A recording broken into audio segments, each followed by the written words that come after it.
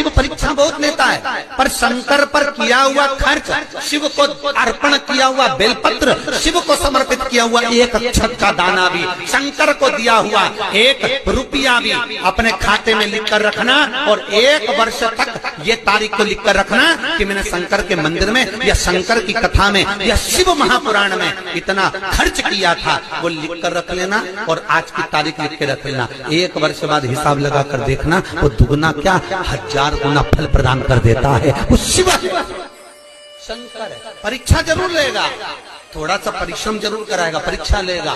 पहले बहुत परीक्षा लेता है, कथा करवाने से पहले, भजन करने से पहले, शिव मंदिर जाने से पहले, तीर्थ जाने से पहले, शंकर के धाम जाने से पहले, तुम बद्रीनाथ चले जाओ, रामेश्वर चले जाओ, द्वारका, तुम जितनी जगह जा सकते चले जाओ। आपको बताया था ना कि खाली लोटा नहीं लाना चाहिए, खाली कलश शंकर जी के मंदिर से वापस नहीं लाना। शंकर भगवान को जल चढ़ाया, चढ़ाने के बाद थोड़ा सा जल हाथ में या कटोरी में या कलश में झेल लिया, भले 2 बूंद लाओ पर अपने घर पर लेकर आओ। उस 2 बूंद जल का भी स्पर्श कलश के अंदर हाथ की 3 उंगलियां लगाकर अगर त्रिशूल पर टच कर कर मात्र आपने उस कलश के अंदर लगा दिया और वो जल भी आपने अपने घर पर छोड़ दिया, छीट दिया, या उसका आचमन मात्र हो गया, तो व्यक्ति का यश बढ़ना अपने आप प्रारंभ हो जाता है, उसकी यश की प्राप्ति उसको होने लगती। अभी ऐसा योग बन जाए कि मंदिर के अंदर, शिव मंदिर में दिया लगाने बहुत सारे आते हैं, माचिस भूल जाते हैं। बहुत छोटी सी चीज है माचिस, बहुत लोग आते हैं, कभी मौका मिल जाए। 1 रुपए की है क्या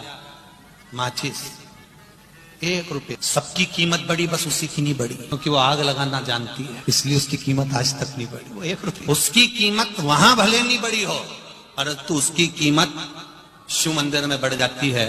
जब कोई दिया लगाने आता है, माचिस नहीं ला पाता, तो एक माचिस तुम छोड़कर आ जाओ, उस माचिस की पुण्याई देखना।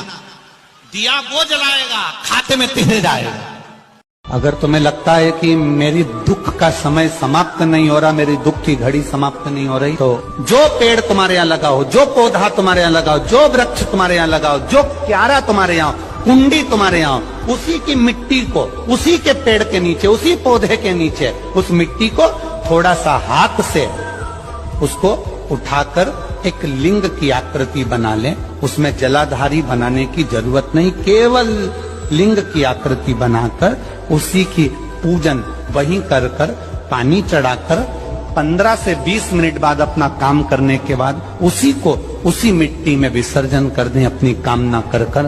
देव अधिदेव महादेव। अगर तुम्हें लगता है कि मेरी दुख का समय समाप्त नहीं हो रहा, मेरी दुख की घड़ी समाप्त नहीं हो रही, तो जो पेड़ तुम्हारे यहाँ लगाओ, जो पौधा तुम्हारे यहाँ लगाओ, जो वृक्ष तुम्हारे यहाँ लगाओ, जो क्यारा तुम्हारे यहाँ, कुंडी तुम्हारे यहाँ, उसी की मिट्टी को, उसी के पेड़ के नीचे, उसी पौधे के नीचे, उस मिट्टी को थोड़ा सा हाथ से उसको उठाकर एक लिंग की आकृति बना लें। उसमें जलाधारी बनाने की जरूरत नहीं, केवल लिंग की आकृति बनाकर उसी की पूजन वहीं कर कर, पानी चढ़ाकर 15 से 20 मिनट बाद अपना काम करने के बाद उसी को उसी मिट्टी में विसर्जन कर दें, अपनी कामना कर कर। देव अधिदेव महादेव। एक बार आपको समझ में आ गया कि 1 लोटे जल का महत्व क्या है। घर के बच्चे के हाथ में 1 लोटा पकड़ाओ और उससे कहो कि तू जल चढ़ा के आ। जिस घर का बच्चा 1 लोटा जल हाथ में पकड़कर शंकर को चढ़ाना चालू कर देता है, उस घर के बच्चे को किसी बैंक में खड़े होकर हाथ जोड़कर लोन लेने की जरूरत नहीं पड़ती, भगवान इतना दे देता। कर्जा लेकर अपने ठाठ को दिखाने का प्रयास मत करना, क्योंकि कर्जा का नाम ये कर कर कर कर